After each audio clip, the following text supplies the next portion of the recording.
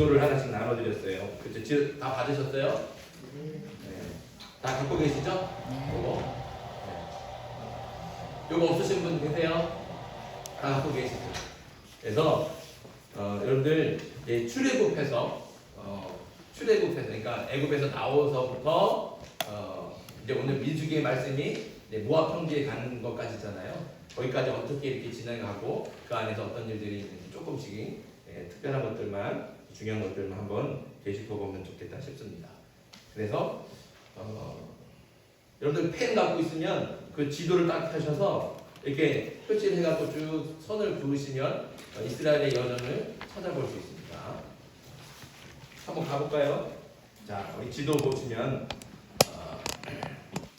자, 여기 지도 보시면 맨 위에 바다는 지중해고 손가락 V자 모양으로 있는 게 홍해예요, 홍해. 네. 그리고 이제 그 왼쪽으로 보면 나일강이 있죠. 나일강이 있으면 여기는 어느 나라겠습니까? 어느 나라예요? 네, 이집트. 성경에서는 뭐라고 불러요? 네, 애굽이라고 부르는 거예요. 이 애굽 땅에서 이스라엘 민족들이 이제 야곱과 함께 70명의 가족이 다 이제 요셉의 그 총리 때 애굽에 들어가서 살게 됐잖아요. 자, 어디에 가서 살을까요? 예, 그렇죠. 여기 맨 위에 보면 뭐라고 돼 있어요? 고센 지방. 고센 지방에서 곡축업을 하면서 여기서 이제 이스라엘 민족이 살 거예요. 그런데 이제 이스라엘 민족이 살다가 이제 요셉이 죽고 요셉을 알지 못하는 바로 애굽의 왕들이 이스라엘 민족이 너무 강성해지니까 많아지니까 두려워하죠. 그때부터 이제 이스라엘 민족을 백성들을 노예로 삼습니다. 노예로 삼아서 아주 심한 노동을 시켜요. 노동을 많이 시켜서 만든 성이 있어요. 어디냐? 람셋입니다. 람셋. 그래서 출애굽할 때 이스라엘이 어디에서 나오느냐? 바로 람셋에서부터 나오는 겁니다. 람셋에서 출발하는 거예요. 그래서 여기 람셋. 람셋에서 출발해서 어디로 갈까요? 숫곳으로 가죠. 자, 먼저 여러분들한테 먼저 좀 말씀드릴 건 여기 이제 지명이 지도에 이렇게 써 있죠. 사실 성경에 있는 지명 중에서 이거다라고 확실하게 하는 건 별로 많지 않아요. 람셋 정도는 람셋은 사실 성경에뿐만 아니라 애굽의 문서에도 나와 있기 때문에 비교적 정확해요. 근데 다른 지명들은 사실 잘 몰라요. 여기일 것이다 추정을 하지만 정확한 것은 아닙니다. 그래서 어떤 학자들에 따라서는 지명이 조금씩 위치가 다를 수가 있다는 것을 아시면 됩니다. 그래서 람셋에서 출발해서 어디로 가는가? 숫곳으로 갔죠. 숫곳으로 간 다음에 어디로 갑니까? 에담으로 갑니다. 에담. 자, 그런데 여기서 또 문제가 있어요. 자, 이 에담이 어딘지 잘 몰라요. 여기 이제 많은 학자들이 여기라고 그러는데 그 다음에 에담에서 어디로 가냐면 비하히롯이라고 하는 곳에 갔는데 에담도 사실 어딘지 확실하지 않고 더 모르는 곳은 비하히롯이 어딘지 몰라요. 이건 전혀 몰라요, 어딘지. 그래갖고 다 추정을 하는데 비하히롯이 아마 여기일 것이다 추정하면서 에담 근처라고 보는데 여기 보시면 이제 홍해 바다 위에 이렇게 사실은 에담이라고 지금 표시되어 있는데 물이 있죠. 이게 사실은 바다가 아니라 뭐예요? 호수거든요. 호수예요. 그래서 이제 학자들이 이제 고고학자, 성경 고고학자들이 연구를 하다 보니까 사실은 이 성경에 있는 이 모세와 그 이스라엘 백성들이 홍해 바다를 건넜다 그러는데 사실 홍해 바다가 아닐 수도 있다라고 얘기하고 여기가 이제 비태 호수라고 하는데 이 호수를 건넜을 수도 있다 이렇게 얘기를 합니다. 그래서 에담을 여기로 보는 사람들은 홍해 바다가 아니라 비태 호수를 그렇게 건너서 물을 바다를 이렇게 갈라지는 것을 경험하면서 그 호수를 이 호수도 엄청 큰 호수거든요. 그래서 그 바다같이 큰 호수인데 거기를 걸어서 건넜다 이렇게 봅니다. 그런데 또 어떤 학자들은 에담을 어디로 보느냐면 요 밑에 보시죠. 빨간 줄에 좀 내려갔죠. 요 밑에 요 홍해 바다 근처 여기를 에담으로 보고 이 바닷가 앞쪽에 거기를 비하히롯으로 보는 겁니다. 그래서 거기서 이 홍해 바다에 아주 그 얇은 부분 있잖아요. 바다가 이렇게 좁은 부분 거기를 걸어서 건넜을 것이다 이렇게 추정하고 또 주장하는 학자들도 있습니다. 그래서 보면 홍해 바다를 건너는 길이 이제 이렇게 여기 동그라미 튀긴 게 이제 에담이고 그래서 이렇게 비태 호수를 건너갔다고 말하는 사람도 있고 이렇게 홍해 바다의 그 좁은 그 바닷가를 건넌 것이다라고 말하는 학자들도 있다는 거 그렇게 아세요. 어쨌든 아무튼 바다를 건넌 거예요. 바다를 건너서 그 다음에 어디로 가느냐? 마라로 가요. 마라. 자, 마라에서 무슨 일이 있었을까요? 마라에서는 물이 쓴 물이에요. 그래서 마실 수가 없어요. 그래서 백성들이 불평하니까 거기다 모세가 어떻게 해요? 나뭇가지를 던졌어요. 그래서 물이 이제 마실 수 있는 물로 변화된 거죠. 그거가 바로 마라. 마라에서 그 다음에 엘림으로 가고, 엘림은 오아시스예요. 오아시스. 그래서 샘이 12개가 있고, 그 다음에 나무가 70주가 있는 그런 아주 큰 그 오아시스. 그 엘림이라고 하고, 그리고 엘림에서 돕가를 지나고 르비딤으로 갑니다. 르비딤에서는 또 무슨 일이 있었을까요? 여기서 물이 없어갖고 백성들이 또 원망하죠. 그러니까 하나님 또 모세가 하나님께 기도했어요. 그랬더니 하나님께서 어떻게 해요? 지팡해가지고 바위를 명령해라, 쳐라. 그래갖고 그 바위에서 물이 터져 나오는 거예요. 그래서 거기를 뭐라 그러냐? 무리바라고도 하고 또 뭐라 그러죠? 무리바하고 갑자기 이름이 하나 생각이 안 나는데 마사라고도 합니다. 그래서 거기를 그렇게 이제 지명을 이렇게 따로 부르기도 하는 거죠. 또 르비딤에서 무슨 일이 있었냐면 아말렉하고 전투가 있었습니다. 아말렉하고 전투에서 여호수아가 아말렉하고 전투할 때 모세가 산에 올라가잖아요.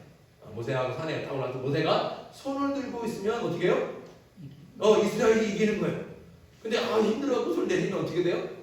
이스라엘이 지는 거예요. 그러니까 어떻게 했어요? 옆에서 아론과 훌이 돌멩이를 가져다가 딱 받쳐놓고 두 사람이 이렇게 손을 딱 버티고 있는 거예요. 그럼 이길 때까지. 그래서 모세가 손을 들고 있어서 그래서 여호수아가 들어간 이스라엘의 군대가 아말렉을 이기는 전투가 바로 이 르비딤에서 있습니다. 그 전투에 이기고 나서 하나님을 어떻게 불렀을까요? 뭐라고 불렀을까요? 여호와, 그렇죠, 니시. 여호와는 승리의 깃발입니다. 그래서 여호와 니시 그 부른 데가 바로 이 르비딤입니다. 자, 르비딤에서 이제 어디에 도착합니까? 시내산에 도착하는 거예요. 드디어 시내산. 여기까지 얼마나 걸렸을까요? 기간이 3달 걸렸어요. 3달. 출애굽해서 시내산까지. 그래서 시내산이 있는 그 밑에가 다 뭐예요? 시내 광야라고 그러죠. 시내 광야에서 진을 치고 있는 거예요. 여기까지 올 때가 3달이 걸린 거예요. 3달이 걸려서 여기 도착을 해서 이제 여기서 이제 1년 정도 머물게 되죠. 1년 정도 머물면서 성막을 만들고 그리고 여러 가지 그 제사에 필요한 모든 기구들도 만들고 제사장의 옷도 만들고 아무튼 모든 필요한 것들 다 여기서 준비를 마칩니다. 그리고 이제 2년 2월 1일이 돼서 뭘 하느냐? 인구 조사를 하는 거예요. 그래서 뭐가 시작이 되는 거예요? 그때부터? 자, 여기까지 아까 얘기했던 그 시내산 도착하는 데까지가 출애굽기예요. 출애굽기의 말씀이 다 여기 안에 있는 거예요. 그리고 이제 2년, 이제 시내산에서 1년 정도 머물러서 2년 2월 1일이 되는 때 그때 인구 조사를 하잖아요. 그러면서 뭐가 시작이 되는 거예요? 무슨 말씀이 시작이 돼요? 왜 다 꿀먹은 벙어리가 됐어요? 인구 조사가 뭐에 대한 내용이에요? 민수기의 핵심이잖아요. 민수기 백성의 숫자를 센다. 그래서 민수기. 그러니까 그래서 이제 민수기의 말씀이 여기서부터 시작이 되고 시내산 2년 2월 1일부터. 그래서 그때 이제 인구 조사를 하고 이제 드디어 이제 광야로 나갈 준비를 하게 되는 겁니다. 자, 그래서 2년 2월 20일에 이제 그 시내산을 떠나서 이제 광야로 출발한 가나안 땅으로 출발한 거예요. 그래서 이제 어디를 가느냐? 하세롯에 이제 시내산이었고 하세롯에 거쳐서 에시온 게벨까지 올라가고 여기서 이제 우리가 잘 알아야 되는 아주 중요한 장소가 나오죠. 어디냐? 가데스 바니아로 올라갑니다. 가데스 바니아 민수기 13장에 나오죠. 자, 가데스 바니아에서는 어떤 사건이 있습니까? 자, 어떤 사건이 있어요? 가데스 바니아 아주 중요하다고 우리가 꼭 기억해야 된다고 말씀드렸어요. 거기는 아니에요. 아직 거기까지 안 갔어요. 예, 조금 덜 가야 돼요. 예, 가데스 바네에서 정탐꾼을 보내는 거예요. 예, 정탐꾼을 보내는 거예요. 가나안 땅으로. 여기서 보낸 거예요. 여기서 보면 가나안 땅 가깝잖아요. 보세요. 그리고 가나안 땅을 이렇게 올라간 거예요. 그래서 가나안 땅을 40일 동안 돌아보고 다시 가데스 바네로 돌아갔어요. 그랬더니 이스라엘 백성들을 선동하고 그 땅에 가면 죽는다. 그러니까 뭐 낙담하게 해서 결국은 이스라엘 백성들이 여기서 이제 하나님의 말씀을 거역하고 범죄하게 되는 거예요. 그래서 어떻게 돼요? 40년을 이렇게 헤매는 거예요. 멀리 안 가요. 보시죠? 멀리 안 가요. 40년을 여기를 도는 거예요, 지금. 이게 40년의 생각입니다. 그리고 나서 다시 도착하는 게 어디예요? 40년이 지난 사이에. 그러니까 아무튼 그 40년 사이에 뭐가 있었어요? 아까 김나희 목사님 말씀하신 대로 고라가 반역을 시켜갖고 땅에 갈라져갖고 그 사람들이 다 가족들이 몰살당하고 아론의 쌍난 지팡이 거기 사건이 있었고 많은 사건들이 이 안에 다 있는 거예요. 이 광야 생활을. 그리고서 이제 어떻게 돼요? 다시 가데스 바네아로 도착하는 거예요. 다시 가데스 바네아에 도착하는 거예요. 그리고 나서 어디로 가느냐? 호르산으로 갑니다. 이게 왜 호르산으로 가냐? 여기 보시면 여기 이제 그 위에 이스라엘 땅 보이시죠? 여기 사해가 있고 갈릴리 호수 있고 또 그 사해 밑에 뭐라면 어느 민족이 써 있어요? 어느 나라가 써 있어요? 에돔이라고 써 있죠. 에돔. 그렇죠? 이 에돔 땅이 여기 밑에까지 쭉 있어요. 넓은데. 그래서 사실은 이 가데스 바네아에서 이렇게 가로질러 갖고 가나안으로 가면 돼요. 그렇죠? 가나안으로 쑥 가면 되는데 에돔이 어떻게 했어요? 가로질러 가게 허락했어요? 안 했어요? 허락을 안 해준 거예요. 허락을 안 해준 거예요. 네, 그래갖고 에돔의 그 국경들을 돌아서 가는. 그래서 어디로 가냐? 홍해길로 내려가는 거예요. 이제 여기서 이 호르산이 이 옆으로 나와 있지만 사실은 좀 더 아래쪽으로 이렇게 내려와 있을 거라고 생각이 되는데 그래서 이 홍해길로 내려오는 거예요. 에시온 계별 쪽으로 더 많이 내려와요. 자, 더 많이 내려와서 결국에는 그 국경을 따라서 이렇게 돌아서 올라가게 되는 겁니다. 돌아서 올라가서 어디로 가느냐? 여기까지 올라가는 거예요. 야, 여기 아모리 족속 있는 데까지. 자, 그래서 가나안 쪽으로 이게 가나안은 뭐라 그랬어요? 자, 여기 보시면 갈릴리 호수하고 여리고라고 써 있죠. 여기 밑에 사회 있죠. 사회가 줄이 이렇게 쭉 하나가 그어져 있죠. 이어져 있는 줄. 그게 뭐예요? 예, 요단강입니다. 요단강. 그게 요단강이에요. 그래서 요단강 건너편, 여기를 서쪽이라고 하는데 여리고가 있는 쪽, 거기가 바로 가나안 땅이에요. 그리고 여리고를 건너지 않은 여리고 동편, 여기 모압 평지라고 써 있고 느보산이라고 써 있는 여기가 바로 여리고, 그러니까 가나안 여리고래요. 뭐예요? 요단 동편 땅이라고. 그래서 이스라엘 백성들이 쭉 치고 올라가서 여기 아모리라고 돼 있잖아요, 그렇죠? 이 아모리의 시온 왕을 쳐부수는 거예요. 무찔렀어요. 그래서 이 아모리 지역을 다 정복하고 평정하죠. 또 여기에 머무르지 않고 또 어디를 갑니까? 위에 바산. 그래서 바산 왕 옥까지 다 물리치는 거예요. 그래서 이 지역이 이 요단 동편이 큰 땅이 다 이스라엘의 땅이 되는 거예요. 그래서 이렇게 바산 왕 옥까지 다 물리치고, 자, 그리고 나서 어디로 오느냐? 여기 모압 평지에 오게 되는 겁니다.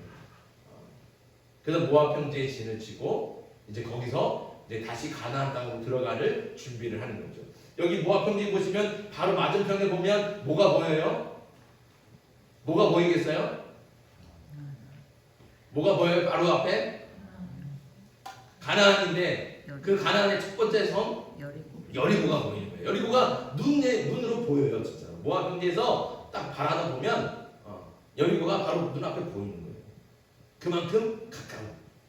그래서 모압 평지에다가 진을 치고 거기에 한참을 머물죠. 오래 머물면서 두 번째 인구 조사도 하고 거기서 마지막 정비를 하고, 물론 그렇게 오래 머물다 보니까 시딤의 음해까지 있고, 그리고 모압 평지에 있을 때 그 모압 왕 발락이 발람을 데려다 와서 이스라엘을 저주하려고 했지만 이스라엘 저주하지 못하고 축복하잖아요. 그게 바로 이 이스라엘이 여기 모압 평지에 있을 때 이 모든 사건이 일어나는 거예요.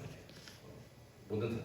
그래서 모압 평지에서 이제 민수기는 바로 이 모압 평지에서 끝나는 겁니다. 그리고 여기 이제 느보산이 보이시죠? 여기 느보산, 여기가 이제 전체가 모압 평지고, 그리고 느보산. 느보산은 뭐 어떤 산이냐? 어떤 산일까요? 누가 올라갔을까요? 네, 모세가 마지막으로 느보산에 올라가서 가나안 땅을 한 번씩 딱 한번 보고 죽게 되는 거예요. 그래서 이제 모세의 인생이 여기서 끝나는 겁니다. 그래서 이렇게 민수기가 끝나는 거예요. 이것이 전체 오늘 이 지도의 모든 것들이 그래서 출애굽부터 시작을 해서 모압 평지에 이르는 40년의 광야 생활. 딱 40년은 아니고 한 38년쯤 될 거예요. 38년쯤 되는 그 광야 생활을 전부 다 보여주는 거예요. 물론 이 안에는 세세하게 그러니까 여기 보면 우리 이 앞에 있는 33장에 보면 이 여정이 다 나와 있어요. 이 여정이 다 아주 세세하게 어디에서 어디 가고 어디에서 어디 가고 이거를 아주 세세하게 나와 있는데 이 지명을 다 확인할 수가 없어요. 몰라요. 어딘지. 몰라요. 그래서 중요한 것들 이제 이렇게 여기가 거기일 것이다라고 추정할 수 있는 데를 중심으로 해서 간략하게 한번 살펴봤습니다. 이게 바로 이제 이스라엘의 광야 여정입니다. 이제 좀 이렇게 한눈에 조금 들어오시나요? 네. 자, 그래서 민수기를 이렇게 이해하시고 이렇게 뒤를 좀 넘겨보시면 민수기의 말씀이 이제 우리가 방금 읽었던 34장부터 36장으로 끝나는데 여기까지는 다 땅 이야기만 해. 땅 이야기. 그래서 가나안 땅 아직 들어가지도 않았는데 가나안 땅을 하나님께서 주시겠다고 약속하신 그 땅의 경계를 다 보여주시고 그 땅을 분배할 사람들을 다 임명하시고 그리고 레위가 받을 성읍들을 얘기해 주시고 그리고 요단 동편에 누가 살게 됩니까? 요단 동편. 거기는 가나안 땅이 아닌데도 불구하고 이스라엘 민족이 살게 되죠. 루벤과 갓 자손과 므낫세가 둘로 갈라져요. 그래서 므낫세의 2분의 1, 므낫세 반이 여기 요단 동편에 살게 되고 가나안 땅의 그 반이 또 넘어가서 가나안 땅에서도 살게 되는 겁니다. 그래서 이 요단 동편 땅에 여러분 보시는 대로 노란색으로 루벤, 그 위에 갓, 그리고 분홍색으로 므낫세가 있죠. 이 세 지파가 여기 이렇게 요단 동편에 살고 건너와서 요단 땅을 건너와서 제일 큰 게 유다 땅이 있죠. 베냐민, 단, 에브라임, 그다음에 므낫세, 이사갈, 세불론, 납달리, 아셀, 그리고 여기 잘 보이진 않지만 맨 위에 게데스 있는 여기 조그만 지역에 단 지파가 여기에 터를 잡게 됩니다. 자, 그리고 중요한 것이 이 도피성. 민수기도 이제 도피성 말씀으로 끝을 맺는데 도피성이라고 레위인에게는 땅을 주지 않잖아요. 레위인들에게는 땅을 주지 않아요. 왜 주지 않습니까? 오로지 성막에서만 일하는 하나님의 일만 하도록 땅을 줘버리면 농사를 짓느라고 하나님 일에 소홀하잖아요. 나 가서 농사 짓는데 씨 뿌려야 되고 김매야 되는데 가 성전에다 봉사하라 그러면 신경이 어디겠어요. 성전에 가서도 일하다가도 아이고 저 김매야 되는데 자꾸 딴 생각하는 거예요. 오로지 하나님에만 집중할 수가 없게 되는 거예요. 그래서 하나님께서 이스라엘 레위인들에게는 땅을 안 주신 거예요. 땅을 기업으로 안 주셨어요.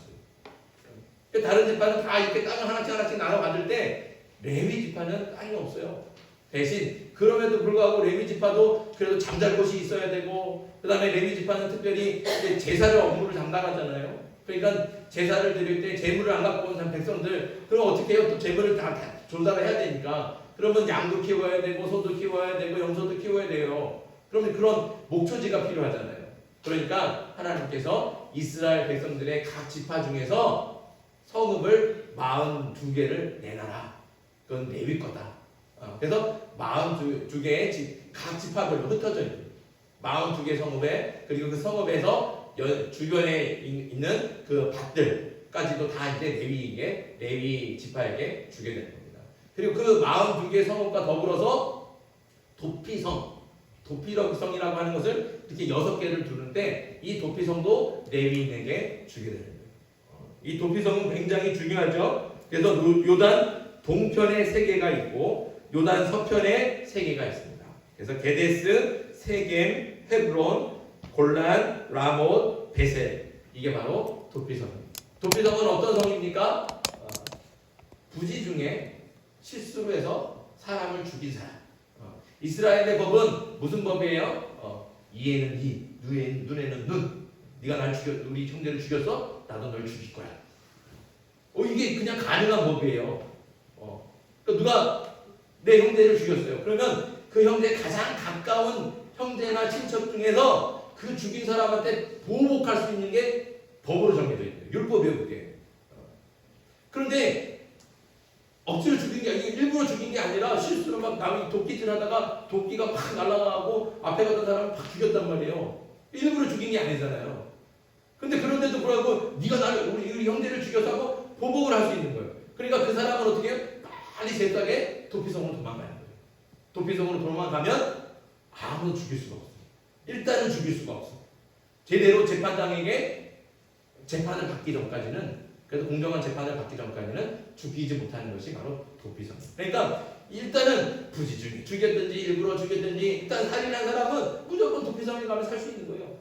하나님께서 살려주도록 만들어 놓으신 성이 바로 도피성입니다.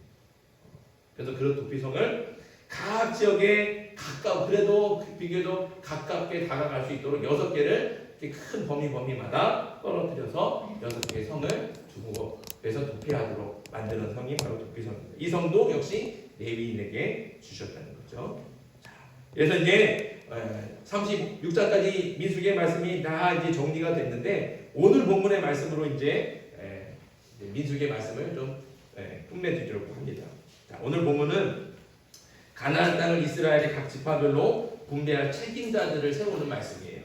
그래서 17절 우리 한번 같이 읽어볼까요? 자, 17절 같이 읽습니다. 시작. 너희에게 하는 기업으로 나눌 자의 이름은 이러하니 제사장 엘르아살과 눈의 아들 여호수아니라. 아멘. 자, 하나님께서 가나안 땅을 분배할 총 책임자로 누구를 세우셨느냐? 바로 제사장 엘르아살과 그리고 모세 다음으로 민족의 지도자가 된 여호수아, 이 두 사람에게 총 책임을 맡기신 거예요.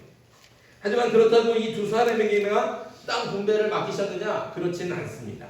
하나님께서는 공정하게 땅이 분배될 수 있도록 각 지파별로 그 땅 분배를 책임질 지휘관들을 한 사람씩 세우신 거예요. 그 지휘관들의 명단이 바로 우리가 읽었던 본문의 말씀이에요. 그래서 누구 지파는 누가 우리가 계속 읽었지 않습니까? 그 명단이라는 거죠. 그런데 그 명단을 가만히 살펴보면 흥미로운 사실 하나를 발견하게 됩니다.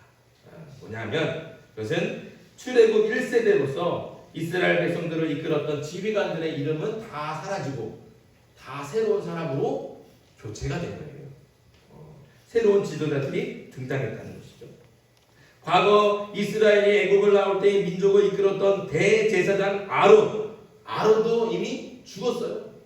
죽어서 그 아들 엘르아살이 대신 대제사장이 됐어요. 그리고 이스라엘 역사에서 가장 위대한 지도자이면서 선지자로 존경받는 모세도 이제 죽음을 코앞에 두고 있습니다. 그래서 모든 권한을 다 누구한테 넘기고 있어요? 여호수아한테 넘기는 거예요. 이제는 모세, 쉽게 말하면 이제 이렇게 말해도 될지 모르겠지만 뒷방들근처럼 된 거예요. 힘이 없어요. 모든 권한이 다 이제 여호수아한테 간 거예요. 이제 모세는 죽음을 기다리고 있는 거죠. 그리고 각 지파의 지휘관들도 갈렙을 제외하고는 모두가 다 바뀐 거예요. 이스라엘의 12지파 지휘관들은 말할 것도 없이 그 능력 많은 모세와 아론조차도 세월을 이길 수는 없는 겁니다. 이렇게 이 땅에 태어난 사람은 누구도 시간을 이기거나 거스를 수 없습니다. 그래서 세월 앞에는 장사가 없다, 이런 말이 있지 않습니까? 이건 새롭게 이스라엘의 지도자가 된 여호수아와 엘르아살도 마찬가지예요. 모세와 아론이 그렇게 역사 속에서 사라지는 것처럼 지금은 엘르아살과 여호수아가 그 역사의 중심에 있지만 그 사람들도 결국에는 어떻게 될까요? 시간이 지나고 세월이 흐르면 모세와 아론처럼 결국에는 그 사람들도 늙고 약해지고 결국에는 죽고 사라지게 될 거예요. 없어진다는 거죠. 그게 인생이라는 겁니다. 여호수아와 또 엘르아살뿐만 아니라 이스라엘의 각 지파의 지휘관들도 시간이 흘러서 언젠가는 모세와 아론처럼 역사의 뒤안길로 사라지고 대신 새로운 사람들로 그 자리를 대신하게 될 것입니다. 이건 우리가 눈으로 보지 않아도 다 아는 사실 아닙니까? 이런 사실은 결국 우리에게 뭘 알려줍니까? 인간이라고 하는 존재가 분명한 한계와 나약함을 가지고 있다는 거죠. 하나님께 큰 능력을 받아서 지팡이를 들 때마다 홍해 바다가 갈라지고 바위에서 물이 터지고 이런 기적을 보여줬던 그 능력 많은 모세도, 그 능력에 좋은 모세도 결국엔 세월을 이기지 못하는 거예요. 결국엔 늙고 그리고 결국에는 죽어서 세상에서 사라진다는 것이죠. 이게 인생입니다. 인생이라는 것이 아무리 힘있고 아름다워 보여도 결국에는 먼지처럼 사라지는 거죠. 그러니 인생이 얼마나 허무하고 덧없습니까? 그래서 모세는 시편 90편에서 그 허무함을 이렇게 노래했습니다. 시편 90편 10절에 우리의 연수가 70이요 강건하면 80이라도 그 연수의 자랑은 수고와 슬픔뿐이요 신속히 가니 우리가 날아가나이다. 우리 인생이 그렇게 허무하게 사라진다는 거예요. 평생 걱정하고 염려하고 그렇게 하다가 그냥 신속하게 어느 순간에 사라져. 70년, 80년 오래 사는 것 같지만 돌아보면 한순간이라는 거예요. 한순간. 우리가 2023년 올해 시작한 지 얼마 되지 않았잖아요. 그렇죠? 근데 12여 개월이 다 지나가고 있는 거예요. 그 세월이 정말 돌아봐 대단히 긴 것 같지만 사실은 눈 깜짝할 새이고 지나가고 있어요. 그게 우리 인생인 겁니다. 영원히 쇠하지 않는 힘을 가진 사람은 없습니다. 영원히 변치 않고 그 자리를 지키는 사람도 없죠. 인간은 모두 때가 되면 변하고 늙고 병들고 결국에는 죽을 수밖에 없습니다. 그러니까 인간은 그렇게 허약하고 나약하고 변할 수밖에 없고 쇠할 수밖에 없는 인간은 그런 사람을, 그런 존재를 믿으면 되겠습니까? 안 되겠습니까? 믿을 수 있어요? 없어요? 믿을 수가 없는 거예요. 믿어서는 안 되는 거예요. 왜냐하면 결국에는 없어질 거예요. 먼지처럼 사라질 거예요. 그런데 그런 먼지처럼 사라질 존재한테 우리에게 소망을 주고 우리의 모든 것을 맡기고 그렇게 전적으로 의지하면 결국에 내 소망도 어떻게 될까요? 먼지처럼 사라지는 거예요. 없어지는 거예요. 그러니까 사람이라고 하는 존재를 믿고 의지할 수가 없는 겁니다. 사람이라고 하는 존재뿐만이 아니에요. 세상의 모든 것이 다 그런 겁니다. 그러니까 오늘 우리가 기억해야 될 것은 결코 사람은 의지하거나 믿어서는 안 된다는 것이죠. 이렇게 세상도 변하고 사람도 다 변할 때 그러나 우리가 오늘 말씀 속에서 꼭 하는 것 이렇게 사람들의 이름이 모세에서 여호수아로 아론에서 엘르아살로 다 변하잖아요. 그렇게 변하는 순간에 또 변하지 않는 이름이 하나가 기록이 되어 있어요. 누구의 이름일까요? 어떤 이름일까요? 여호와 하나님. 여호와 하나님의 이름은 아브라함 때에도 나와요. 이삭 때에도 나와요. 야곱 때에도 변하지 않아요. 아브라함도 죽고 사라졌지만 그 아들 이삭이 100배의 열매를 거두면서 거부가 되고 그래서 정말로 세상 가운데 그 이름을 떨쳤지만 그 이삭도 사라지고 없어졌어요. 그러나 누구의 이름 남아있습니까? 여호와 하나님의 이름 남아요. 그 하나님의 이름은 변하지 않습니다. 세상의 모든 사람들이 쇠해지고 약해지고 먼지처럼 사라져도 하나님은 쇠하지 않고 변하지 아니하고 사라지지 않는 줄 믿습니다. 그게 하나님의 능력입니다. 그러니 우리가 믿고 의지할 분은 누굽니까? 하나님밖에 없습니다. 하나님밖에 없다는 거죠. 우리가 믿고 의지할 분은 세월이 가고 세상이 바뀌어도 결코 변하지 않고 항상 우리와 함께 계시며 성실하게 우리를 지켜주시는 하나님밖에 없습니다. 세상이 아무리 돈이면 다 된다고 해도 권력이 막강한 힘을 자랑해도 또 그런 돈과 권력을 가진 사람이 있다고 해도 결코 사람이나 물질이나 권세를 믿거나 의지하면 안 되는 거예요. 저와 여러분들이 그런 허무한 것들에게 우리 믿음을 주고 소망을 주고 의지하지 않기를 간절히 소망합니다. 우리가 믿고 의지할 분은 오직 하나님밖에 없어요. 다시 말씀드리지만 사람은 반드시 변하고 늙고 죽게 되어 있습니다. 물질도 마찬가지고 재물도 마찬가지요. 물질이라는 것은 언젠가는 있다가도 또 사라지는 거예요. 권력도 한순간에 다 사라지지 않습니까? 하지만 하나님은 결코 변함도 없고 그 능력도 없어지지 않으며 항상 우리와 함께 하십니다. 이렇게 변하지 않고 영원하신 하나님께 우리의 삶을 맡길 때 우리는 어떤 시련과 고난이 그 거센 파도처럼 밀려와도 흔들리지 않고 굳건하게 평안한 삶을 누리게 될 줄 믿습니다. 그런데 우리 소망의 근거를 어디다 둬야 돼요? 하나님께 둬야 돼요. 세상이 아무리 변해도, 세상에 아무리 힘 있는 사람이 나타나서 날 믿어라, 나를 따라라 그렇게 해도 그 사람을 믿고 의지하면서 그 사람에게 소망을 두면 안 됩니다. 우리의 소망은 오직 하나님께 있는 줄 믿습니다. 우리가 믿어야 될 분은 오직 하나님밖에 없는 줄 믿습니다. 그 하나님을 믿고 의지합시다. 그 하나님께 우리의 소망을 두자는 거죠. 그럴 때 우리의 삶이 흔들리지 않는 거예요. 흔들리지 않고 어떠한 시련이나 어떠한 고난이 와도 흔들리지 않고 굳건하게 서서 흔들리지 않는 변하지 않는 그 하나님을 붙잡을 때 우리도 덩달아서 그 하나님의 능력의 힘을 느끼면서 변화가 무산한 그 세상 고난과 시련 속에서 우리를 흔들고 있는 그 어려움 속에서 우리는 흔들리지 않고 그 믿음 가운데 결국에는 승리하게 될 겁니다. 저와 여러분들이 이렇게 승리하는 하나님의 자녀들 되길 간절히 소망합니다. 그러니 오직 하나님만을 믿고 의지할 수 있길 소망합니다. 변하지 않는 하나님께 소망을 두고 하나님만 바라보길 바랍니다.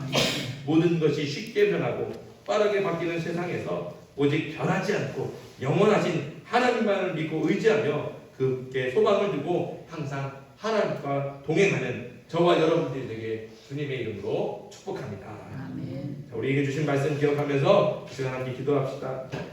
기도할 때 하나님 쉽게 변하고 연약한 인간이나 또 물질이나 권세를 의지하지 않게 해주시옵소서. 오직 변하지 않고 정말로 그 쇠하지 않는 하나님만을 믿고 하나님만을 의지하며 우리의 소망을 하나님께만 두게 하여 주시옵소서. 이 기도 제목 가지고 이 시간 함께 기도해 주시고 또 우간단 집사님 병원에 입원해서 아직도 회복하는 중에 있습니다. 우리 집사님을 위해서도 기도해 주시고 또 아침에도 기도 광고했는데 겨울 캠프를 간 우리 검은 초등학교 학생들 또 검은 중학교 학생들 그리고 인터넷에 가신 선생님들을 위해서도 이 시간 주님을 부르고 함께 기도하겠습니다.